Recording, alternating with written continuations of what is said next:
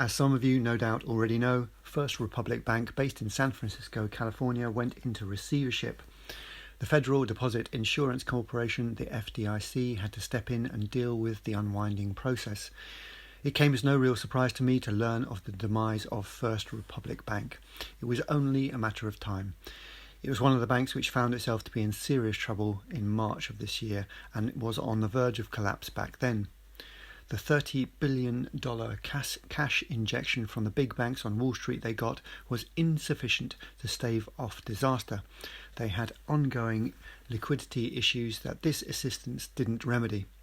Anyway, as for the details, a deal was done with JP Morgan Chase. JP Morgan has taken over the deposit accounts of First Republic Bank, which amounted to about $104 billion. This means that depositors of First Republic Bank will in due course become depositors of JP Morgan. These deposits will also be insured by the FDIC in accord with regulations.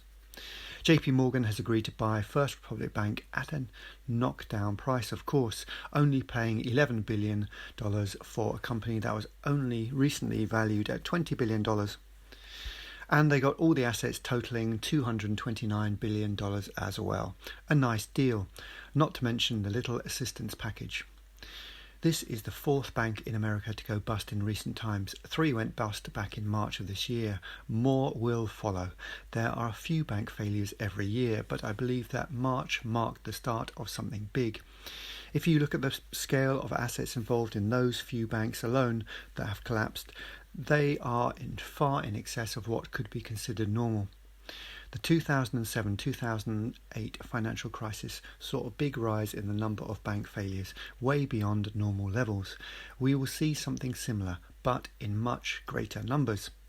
As I reported back in March, the collapse of smaller banks is part of a wider collapse that is unfolding.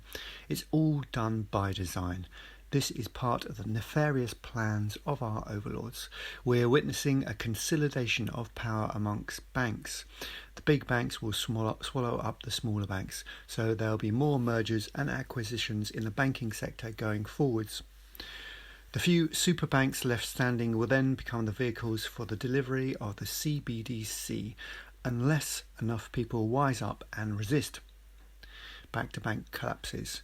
To finish off, none of what I've said in my videos amounts to financial advice. I'm only expressing my opinions, and sometimes I say what I do.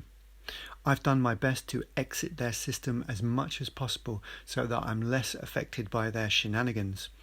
As I said in other videos, for a number of years my preference has been not to have any money in any banks, or at least the bare minimum to cover monthly expenses.